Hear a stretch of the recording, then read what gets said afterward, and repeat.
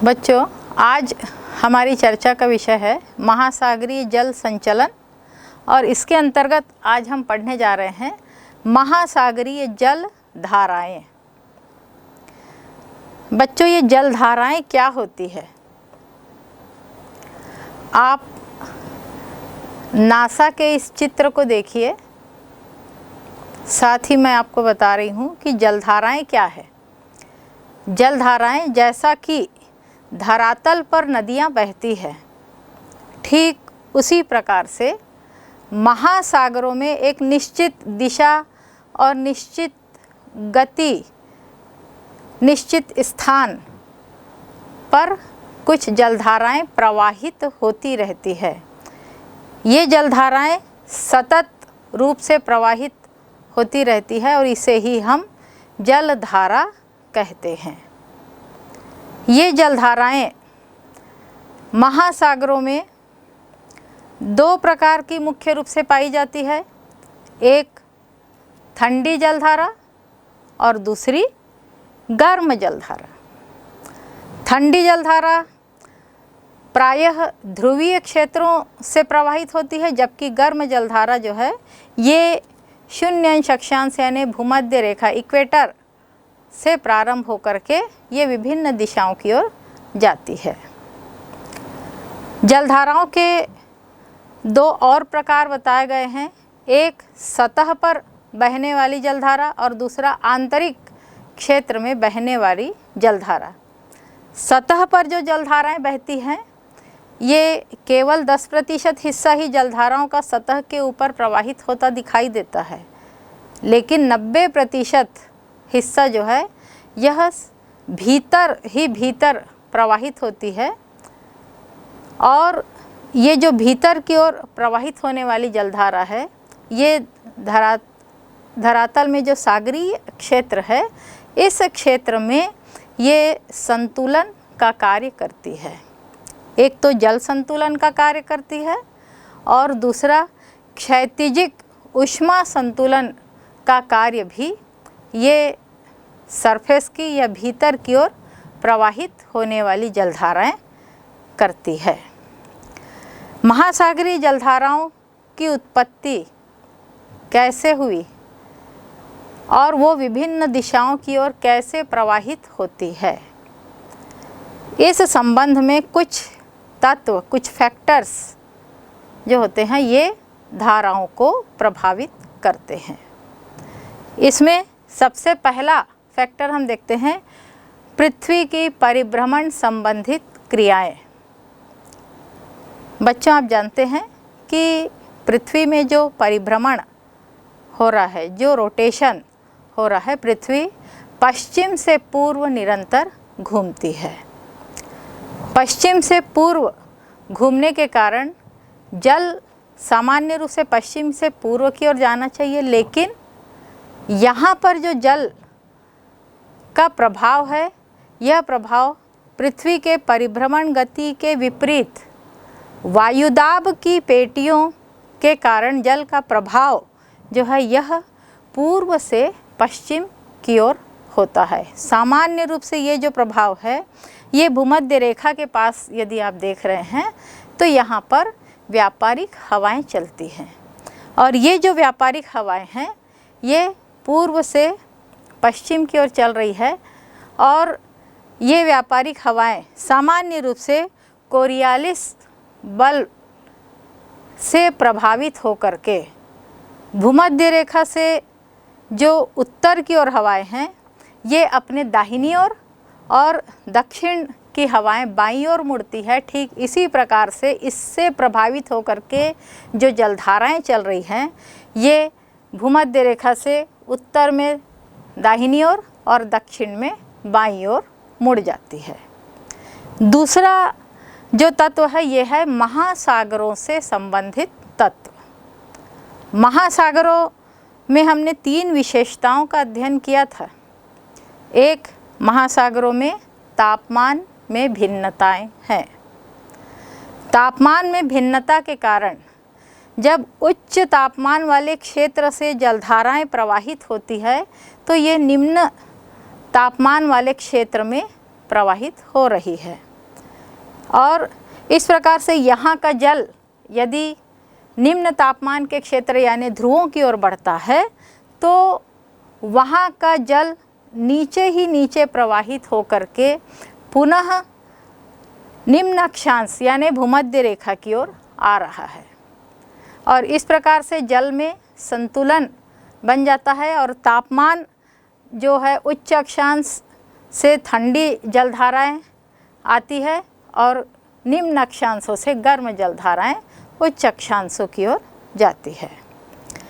दूसरा जो है घनत्व, जिन क्षेत्रों में घनत्व अधिक होता है वहाँ पर पानी नीचे की ओर बैठने लगता है और अधिक घनत्व के कारण पानी नीचे की ओर बैठता है और यहाँ से जो जलधाराएं हैं कम घनत्व से अधिक घनत्व की ओर प्रवाहित होती, जबकि अधिक घनत्व का पानी जो है वो कम घनत्व की ओर आता है।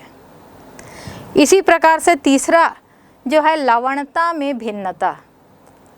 बच्चों ये भी आपको बताया गया है कि महासागरों में अलग अलग क्षेत्र में अलग अलग प्रकार के लवण पाए जाते हैं, लवणता की मात्रा में पर्याप्त भिन्नता होती है। तो लवणता की मात्रा में भिन्नता से कम लवणता वाली जो जलधाराएं हैं वो अधिक लवणता की ओर जाती है और उसके संतुलन में अधिक लवणता वाली जलधाराएं कम लवणता की ओर आती है। तो इस प्रकार से तापमान, घनत्व और लवणता ये तीनों कारक जो है महासागरीय जल की धाराओं के माध्यम से जल को संतुलित करते हैं। इसके बाद कुछ महासागरीय कारकों के बाहर के कारक भी जलधाराओं को उत्पन्न करने या इनको दिशा प्रदान करने में सहायक होते हैं। इसमें हैं वायुदाब और हवाएं।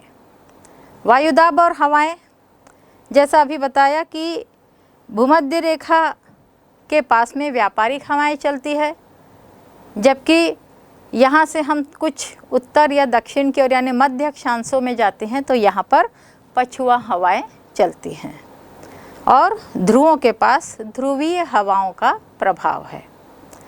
तो भूमध्य रेखा के पास से जो जलधाराएं उत्पन्न होती है यह व्यापारिक हवाओं के प्रभाव से पूर्व से पश्चिम की ओर चलती हैं और जैसे ही यह 30 से 35 अंश या 40 अंश के पास जाती तो पछुआ हवाओं के प्रभाव से ये जलधाराएं पश्चिम की ओर मुड़ जाती है। तो ये हवाओं का प्रभाव है। इसी प्रकार से जल का वाष्पीकरण और वर्षा यह भी प्रभावित कर रही है। कुछ क्षेत्र ऐसे होते हैं जहाँ पर वाष्पीकरण कम है लेकिन वर्षा अधिक है, वहाँ पर जल की मात्रा अधिक होती है और उस क्षेत्र में अधिक जल से कम जल की ओर जलधाराओं के रूप में जल का संचरण होता है। जहाँ पर वाष्पीकरण अधिक और वर्षा कम होती है उस क्षेत्र से जो जलधाराएं हैं ये कम जल की तरफ प्रवाहित होती है। तो इस प्रकार से ये प्रमुख कारक, इसके अलावा कुछ अन्य कारक भी है जिसमें समुद्र तट की दिशा और उसका आकार। जहाँ पर समुद्र तट सामने में आता है जलधाराएं उस तट से टकरा करके उसके किनारे किनारे बहने लगती है और जहाँ पर आंतरिक सागर है जलधाराओं का एक हिस्सा आंतरिक सागर में भी घूमता है और फिर तटों के सहारे आगे की ओर बढ़ता है। तो तटों का आकार जैसा होगा जलधाराएं उसका अनुसरण करते हुए प्रवाहित होती है। दूसरा जो है महासागर के तली की स्थलाकृतियाँ। महासागर के तली का भी आपने अध्ययन किया है। आप जानते हैं बच्चों की तली में बहुत से शिखर नुमा आकृति है। इन शिखरों से टकरा करके जलधाराएं कभी कभी अपना मार्ग परिवर्तित करती है। तो ये भी तलीय आकृति में स्पष्ट होता है। इसके बाद मौसम संबंधी यदि परिवर्तन आते हैं तो इन मौसम संबंधी परिवर्तनों के कारण भी जलधाराओं में अल्प प्रवाह होता है।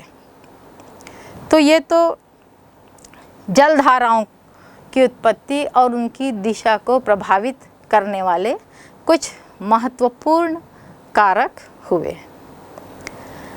बच्चों, क्या आप जानते हैं कि जल की गति को नापने की जो इकाई है इसको नॉट से नापा जाता है। सामान्य रूप से जो जलधाराओं की गति है ये 5 नॉट प्रति किलोमीटर के हिसाब से इसको नापा जाता है।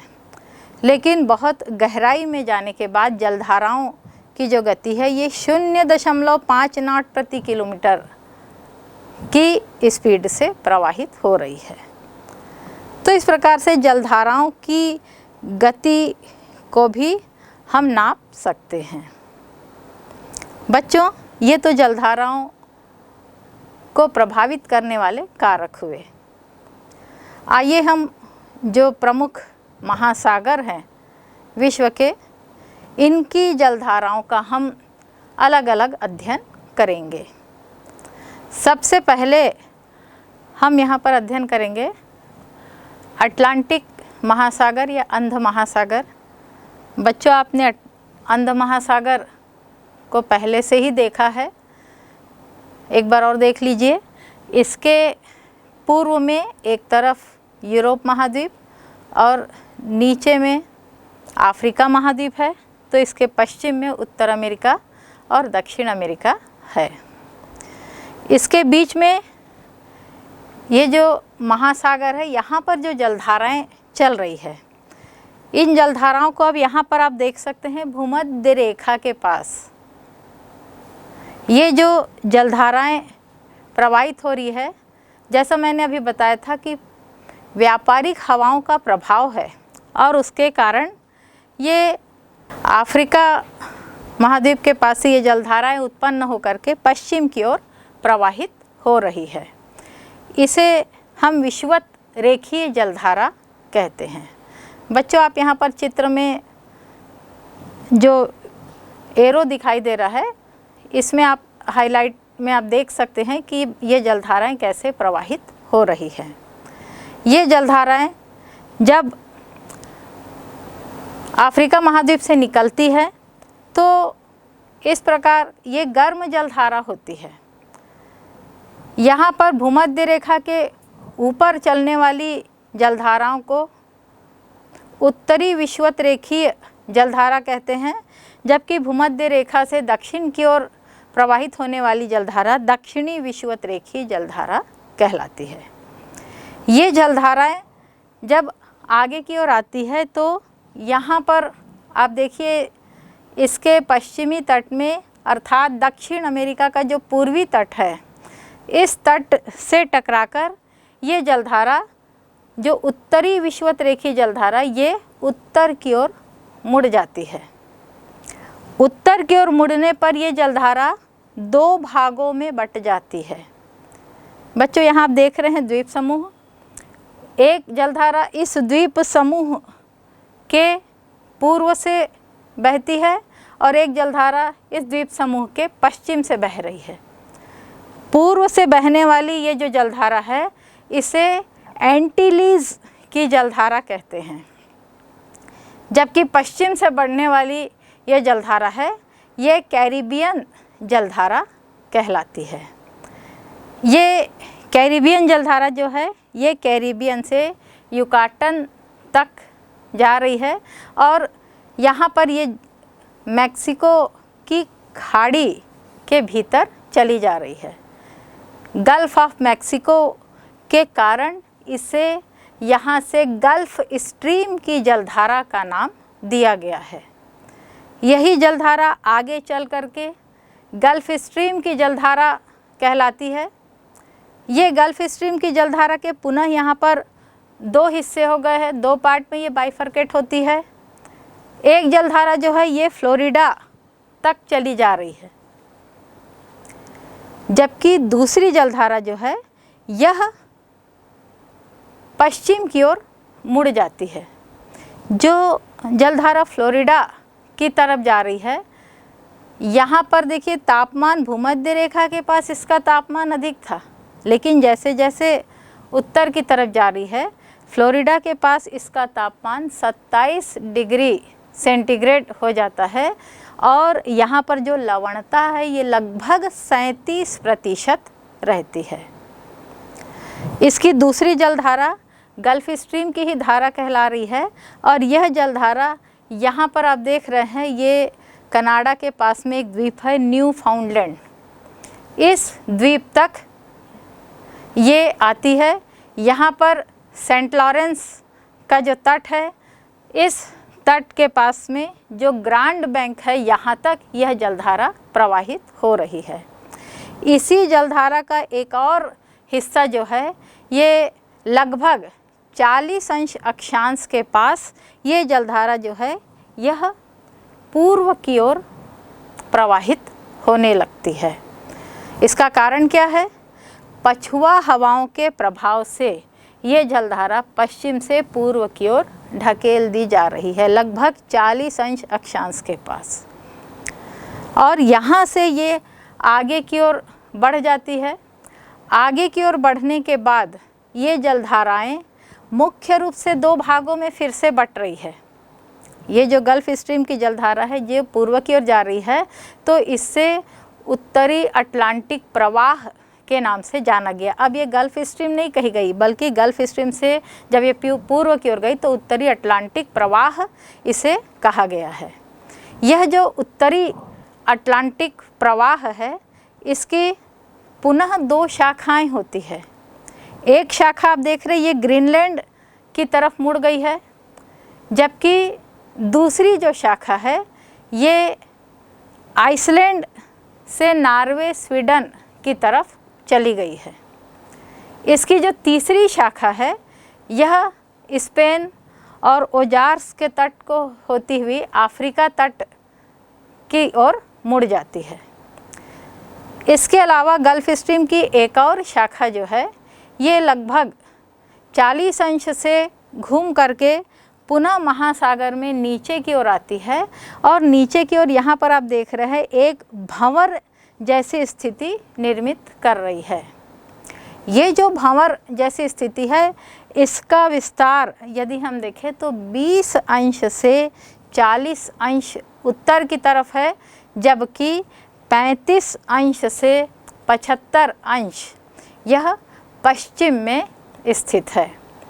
और इस स्थिति में यहाँ पर एक भंवर जैसी स्थिति निर्मित हो गई है। इसे सारगैसो सागर के नाम से, सारगैसो सी कहते हैं, इस नाम से इसे जाना जाता है। यहाँ पर जल भंवर के बीच में जल एकदम शांत होता है और इस क्षेत्र में जो लवणता है लगभग 37% है और इस भूभाग में तापमान लगभग 26 डिग्री सेंटीग्रेड पाया जाता है। यहाँ पर कई प्रकार की घासें उग जाती है और ये जो घास है इसको प्लैंकटन के नाम से जाना जाता है। ये जो प्लैंकटन घास है यहाँ पर मछलियों का ये प्रिय भोजन है और इसलिए यहाँ पर बहुतायत से मछलियाँ पाई जाती है। तो ये सारगैसो सागर जो है ये पूरे विश्व में इस प्रकार की जो स्थिति है एकमात्र यहाँ पर उत्तरी अटलांटिक महासागर के इस क्षेत्र में ही बनती है। अन्य क्षेत्र में ऐसी स्थिति बनती लेकिन उसका बहुत अधिक प्रभाव देखने को नहीं मिलता। एक अन्य जलधारा जो उत्तर से आ रही है, लेकिन यह जलधारा ठंडी जलधारा है और ये भीतर ही भीतर आ करके ये जलधारा अफ्रीका के पास में कनारी के पास ये जलधारा ऊपर उठ जाती है और यहाँ पर अफ्रीका महाद्वीप का जो पश्चिमी तट है इस तट के किनारे में ये जलधारा कनारी की ठंडी जलधारा के रूप में प्रवाहित हो रही है। यह जलधारा अचानक वहाँ से आ रही है क्योंकि ऐसा समझा जा सकता है कि जब विषुवत रेखीय जलधारा पूर्व से पश्चिम की ओर जा रही तो वहाँ के जल में जो कमी आती है उस कमी को पूर्ति करने के लिए ये जो किनारी की जलधारा जो भीतर ही भीतर से आ रही यहाँ पर आकर के ये प्रकट होती है और उसके कारण अफ्रीका का जो तट है, पश्चिमी तट, ये तट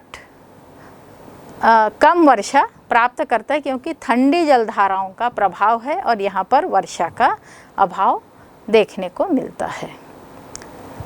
बच्चों, यहाँ पर मैं आपको बता दूं कि एक और जलधारा है जो उत्तरी ध्रुव से दक्षिण की ओर आ रही है। ये जलधारा जो है ये लैब्राडोर की जलधारा कहलाती है, जो बैफिन की खाड़ी से दक्षिण की ओर आ रही है और दक्षिण की ओर आने के बाद ये सेंट लॉरेंस तक प्रवाहित होती है। सेंट लॉरेंस के पास में ये जो न्यूफाउंडलैंड का क्षेत्र है या मैंने अभी जो ग्रैंड बैंक का उल्लेख किया था, यहाँ पर नीचे से जाने वाली गल्फ स्ट्रीम की गर्म जलधारा और ऊपर से आने वाली लैब्राडोर की ठंडी जलधारा, इन दोनों जलधाराओं के प्रभाव से इस क्षेत्र में घना कोहरा उत्पन्न होता है और ये कोहरा इतना अधिक सघन होता है कि ठंडी जलधाराओं के साथ बहुत से हिमपिंड भी आते हैं और ये जो हिमपिंड होते, जो आइसबर्ग होते हैं, ये चूँकि कोहरे के कारण दिखाई नहीं पड़ते और कई बार जलयान जो है इनसे टकरा जाते हैं और इससे बड़ी बड़ी दुर्घटनाएं भी होती है। बच्चों, आपने सुना होगा टाइटैनिक की जो दुर्घटना हुई थी वो इसी कोहरे के कारण, जब टाइटैनिक लंदन से निकला था तो यहाँ पर इन जलधाराओं के प्रभाव के कारण जो कोहरा पड़ा था उसके कारण एक विशाल हिमपिंड से टकराकर ये जहाज़ नष्ट हो गया था। तो इस प्रकार की जो घटनाएं हैं ये जलधाराओं के दो गर्म और ठंडी जलधाराओं के सम्मिश्रण से जो उत्पन्न कोहरे के कारण होती है।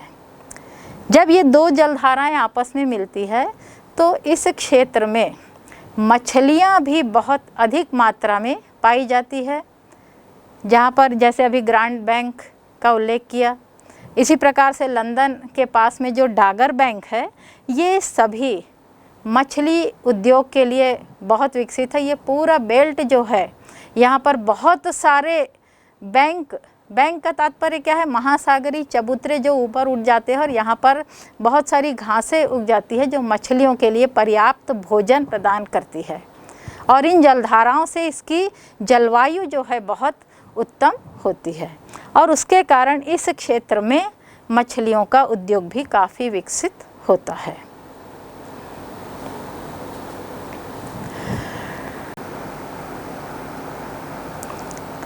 इसी प्रकार से जो उत्तरी अटलांटिक प्रवाह,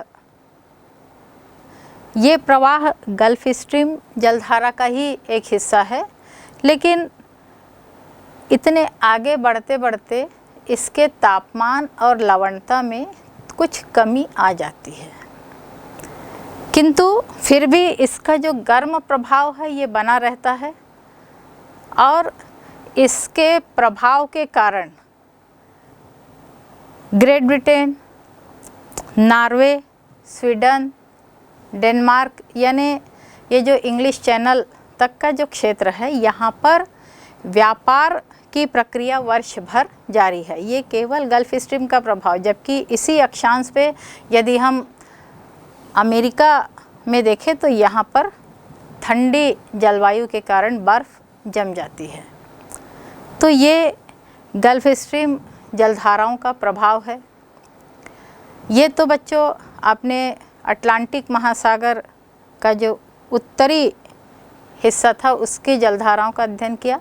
अब आइए हम दक्षिण में भी आए तो विषुवत रेखा के पास एक और जलधारा प्रवाहित हो रही है जिसे हमने दक्षिणी विषुवत रेखीय जलधारा कहा है। यह जलधारा भी पूर्व से यह बह रही है और ये जब ब्राज़ील के तट से टकराती है तो ये दक्षिण की तरफ, ब्राज़ील तट के सहारे सहारे ये दक्षिण की तरफ घूम जाती है और उसके कारण ब्राज़ील का जो तटीय क्षेत्र है यहाँ पर वर्षा होती है। दक्षिण में नीचे से यानी ध्रुवों के पास से आने वाली जो जलधाराएं हैं ये उत्तर की ओर प्रवाहित हो रही है और दक्षिण अमेरिका का जो दक्षिणी भाग है यहाँ से एक जलधारा प्रवाहित हो रही दक्षिण में, ये है फॉकलैंड की ठंडी जलधारा।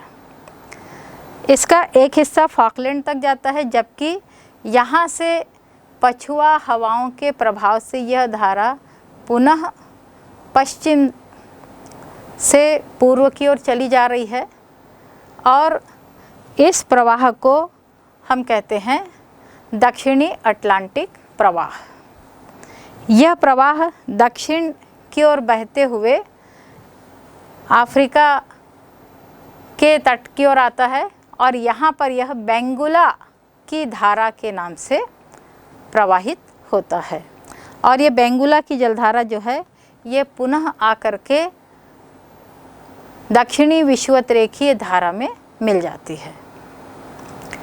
बच्चों, दक्षिण में ये चाल जलधाराओं का एक चक्र चलते रहता है, लेकिन एक उत्तरी विषुवतरेखीय जलधारा है और एक दक्षिणी विषुवतरेखीय जलधारा है। इसके बीच का जो क्षेत्र होता है यहाँ पर ढाल प्रवणता जो है ये पूर्व की ओर बन जाती है और इसलिए इन जलधाराओं का कुछ हिस्सा जो भूमध्य रेखा के पास है यहाँ पर अत्यधिक ढाल के कारण यहाँ पर कुछ जल पूर्व की ओर यानी विपरीत जलधारा के रूप में प्रवाहित होता है। इसे हम प्रतिविषुवतरेखीय जलधारा कहते हैं।